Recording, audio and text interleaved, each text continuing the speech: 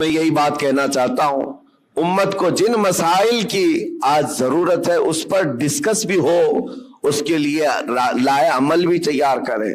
लोग आकर के आज ये मसाइल जरूर रखें।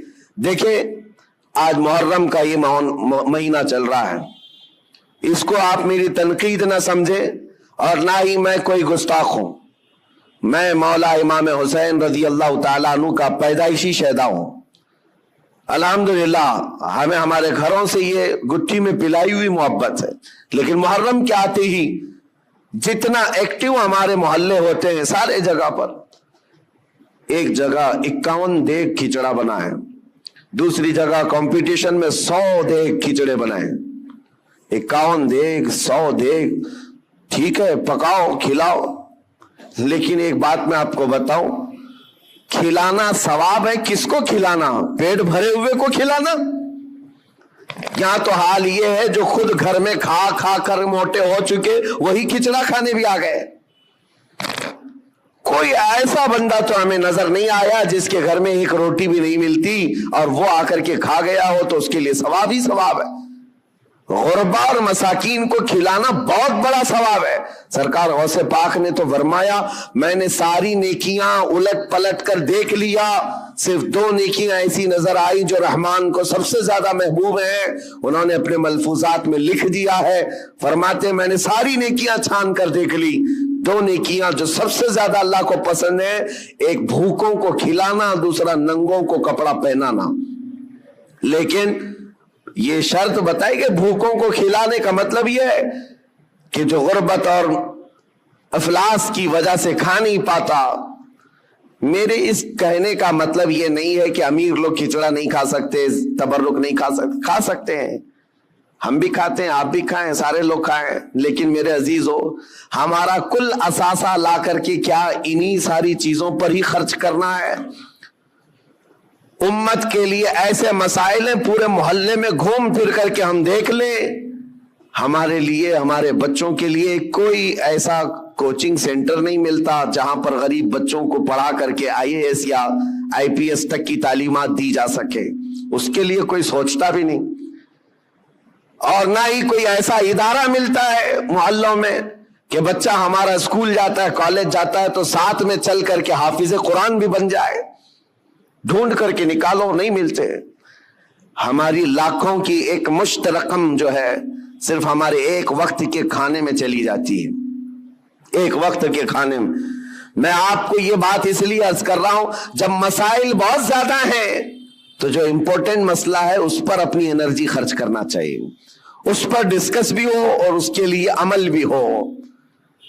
और एक बात मैं आपको बताऊं, इजराइल की एक प्राइम मिनिस्टर लेडी रह चुकी है, उसका एक इंटरव्यू एक पत्रकार ने, एक सहाफी ने लिया था, जिसको बाद में चल करके कई सालों के बाद लीक किया गया। उसने इंटरव्यू में जो पूछा था उस लेडी से, जो प्राइम मिनिस्टर थी इजराइल की, कहा कि आपकी बहुत बड़ी मुखालफत हो रही है कि आप एक ऐसी पॉलिसी पर अमल कर रही हैं जिससे पूरा मुल्क जो है आपके साथ नहीं खड़ा है। पार्लियामेंट के जितने मेंबर हैं वो आपके लिए इत्तेफाक नहीं रखते। क्या बात है? कहा ये वो दौर था जब इजराइल में क्राइसिस थे, माल की कमी थी, लोगों के यहां बिजनेस नहीं था, तिजारत नहीं थी और जॉब नहीं थे। उस वक्त जो प्राइम मिनिस्टर है वो असलहात की डील कर रही थी, डिफेंस के सामान असलहे खरीद रही थी और उस पर सिग्नेचर हो रहे थे, एग्रीमेंट बन रहे थे। तो पार्लियामेंट के बहुत सारे लोग इसकी मुखालफत कर रहे थे। आज जरूरत किस बात की है और तुम क्या कर रही हो? खाना पानी इनको नहीं मिल रहा है, इनको खाने पानी का इंतजाम करवाते, ना कि तुम जो है डिफेंस के हथियार खरीदती। उस खातून ने कहा सबकी मुखालिफत झेल लिया, लेकिन मुझे जो करना था मैं कर गई। अस्सलामु अलैकुम व रहमतुल्लाहि व बरकातहू। सभी लोग को से कहा वो कैसे? कहा कि उन्होंने जिंदगी में जो इस्लामिक सल्तनत स्टैब्लिश कर दी मदीना तैयबा में, हालात उनके भी उस वक्त ऐसे थे कि एक खजूर पर उनके सहाबा पूरा दिन गुजार लेते थे, गुठली चूस करके रह जाते थे। एक प्याला दूध का मिल जाता तो 10 लोग पी लेते थे। اور وہ کہتی ہے میں نے ان کی تاریخ پڑھی، ہسٹری پڑھی ہے، جس دن پروفیٹ محمد صلی اللہ علیہ وسلم کا انتقال ہوا اس دن ان کی بیوی کے گھر حضرت عائشہ صدیقہ کے گھر میں چراغ جلانے کے لیے تیل بھی نہیں تھا. جس دن حضور پاک کا انتقال ہوا اس دن چراغ جلانے کا تیل بھی نہیں تھا. وہ ایسی سادی زندگی تو گزار گئے، لیکن وہ خاتون کہتی ہے چراغ جلانے کے لیے تیل تو نہیں تھا، لیکن سب سے قیمتی اور سب سے عظیم اس زمانے کے 9 تلواریں ان کی دیوار پر لٹکی ہوئی تھی. گویا کہ اس محمد صلی اللہ علیہ وسلم نے یہ میسج دیا تھا کہ کھانا ایک وقت کا کھا کر نگل لو گے، دوسرے وقت پھر بھوک لگے گی، دوسرے وقت کا کھا لو گے، تیسری بھوک پھر لگے گی، لیکن تمہارے لیے امت کے ڈیفنس کے لیے جو چیز چاہیے تھی وہ محمد صلی اللہ علیہ وسلم نے وقت کی ضرورت کو محسوس کر کے پہلے سے میسج دیا تھا. وہ اسرائیلی یہودن کہتی آج میرا یہ عمل ہو سکتا ہے 40 سال بعد آنے والی میری قوم دیکھ کر فخر کرے گی کہ ہمارے لیے کتنی محفوظ پناہ گاہ یہ بنا کر کے چلے گئے. میرے عزیزو، میں تعریف کے لیے نہیں کہہ رہا، بات یہ کہہ رہا ہوں، یہ ہوتی ہے قوموں کی تعمیر. آج ہم تو کھچڑوں میں رہے، کھچڑا ناجائز نہیں ہے، کھانا چاہیے، اچھا ہے، گھر میں بناؤ، جب من کرے کھاؤ، لیکن اس کے لیے اپنے لاکھوں روپے کی لاگت محلوں میں اس طرح سے تقسیم کر کے ختم کر دینا.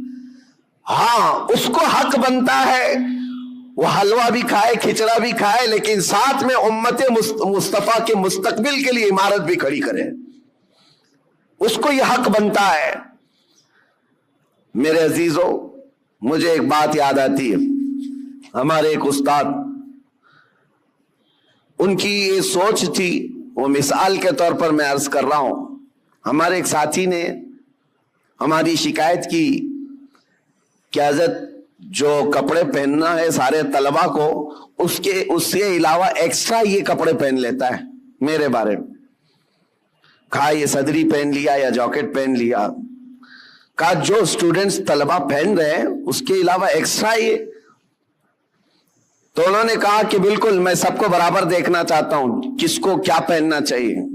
اور اس کے بعد انہوں نے ایک جملہ کہا تھا ان کو شکایت کرنے والوں کو، کہا اس کی طرح 4 صفحے سبق تو بھی سنا دے اور تو بھی ایسی کپڑے پہن لے. ہاں اگر کسی کام میں تم پورے اترے ہوئے ہو اور دوسرا تمہاری دیگر ضروریات بھی پوری کر رہے ہو تو کوئی مسئلہ نہیں. میرے کہنے کا مطلب یہ ہے کہ آپ بڑی بڑی نیازیں کریں، لیکن اس وقت جب امت کی مستقبل کی ضروریات پوری ہو رہی ہو پھر کھانا بھی کھلائیں، دیگیں بھی چڑھائیں، اچھا ہے، عرس بھی کریں.